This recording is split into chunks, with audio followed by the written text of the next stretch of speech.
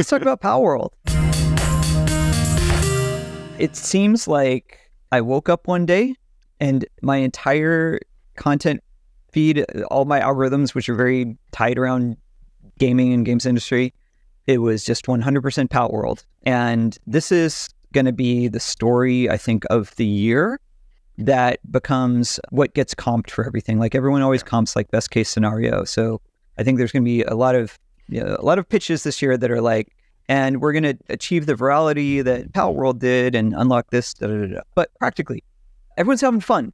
This is one of those rare unifying moments where we as gamers collectively discover a game and we're like, this is fun as hell. And it gets true, healthy virality through people just loving a game, finding it ridiculous and fun, streaming it, telling their friends. And it's, I think, a bit of a underdog success story of this just like coming out of nowhere and taking over a game, not without controversy. If this is the first you're hearing about Palworld, I would be shocked if you're this niche listening to like a games growth marketing podcast but haven't heard about it. But yeah, it's been described as Pokemon with guns, a survival style game meets a Pokemon collecting or Monster Hunter style game. But the good news is we have someone who's been playing it a bunch. So Xander, why don't we start with the game itself? Like, what's your hot take on just Palworld as a game and as an experience? Yeah, so a couple of things. Like just the very, very top line metrics is they've sold over 8 million copies in under a week, grossing over $200 million on what was allegedly a $7 million development cycle. To talk about ROI, that's basically the best ROI you'll get from anything.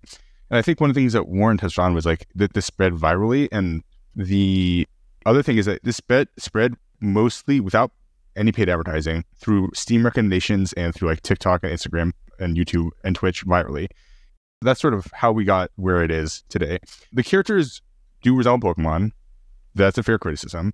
But if you actually dig into the gameplay is 0% Pokemon. You do capture pals, as they call them. They have pal spheres, you throw them, you capture them.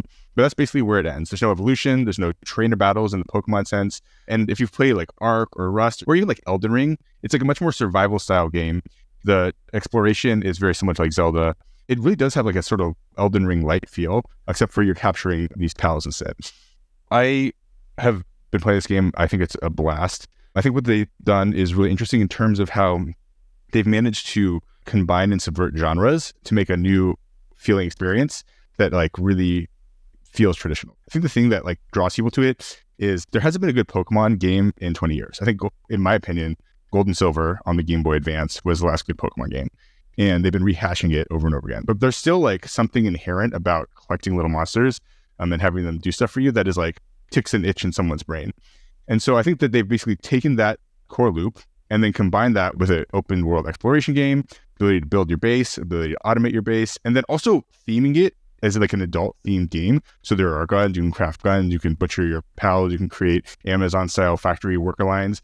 And I think that like the audience who played Pokemon when they were young now want a more mature theme. And I think that this is I think that's part of the reason why it's hitting the audience so well. I mean, it reminds me of the zeitgeist of Elden Ring a couple of years ago, where like literally just took over everything. Those are sort of my initial thoughts. Any other thoughts, Warren?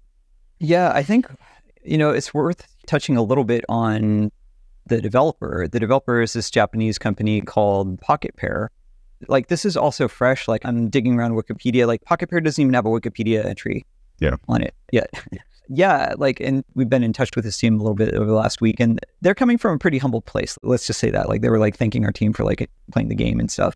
But it's going to be really interesting to see where the developer goes from here. For the developer's Twitter following, they only have 21,000 followers on Twitter for the developer Pocket Pair, which is like, that's like a mid-level NFT project. So it's always cool to see these games break out of nowhere, where it's not like, even though we're marketers, like it's refreshing to see games that are not the brute force marketing machine forcing us to digest a game, but just something where like people are legit having fun, true virality.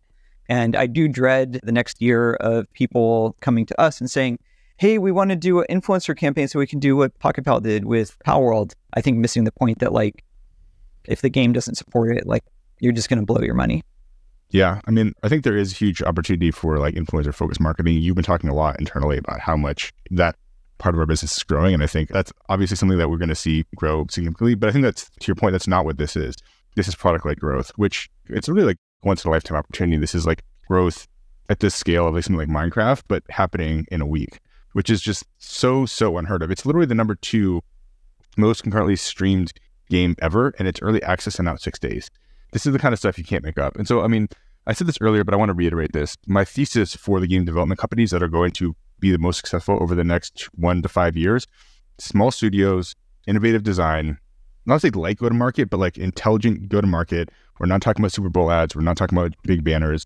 We're talking about, low cost basis, focus on gameplay, think about how you can match distribution to your audience. And I think we're going to see a ton of these small game companies. And I've said several times over the past year, we're in the early stages of the next generation of games. And I think that we're starting to see those hit.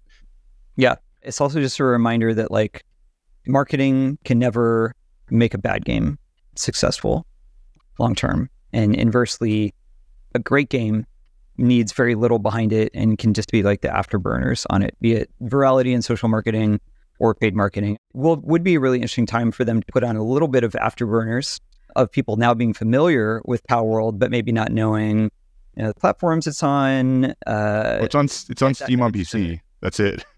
Like Xbox. One mobile. I don't know that you could have a good one-to-one experience on mobile, but it would be shocking if they weren't like fast tracking what a mobile, something in the Palworld IP would look like, particularly as this developer Pocket Pair does have other mobile apps they've made. Yeah. They just released the roadmap. I mean, the roadmap looks awesome. Lots of bug fixes, right? It's a week out of beta access, but they're launching PvP. There's launching endgame raids. I mean, it's really theirs to fuck up. Like, we'll see, but it's really theirs to mess up. They have, like, this could be a live ops game that could go on for a decade if they don't mess it up.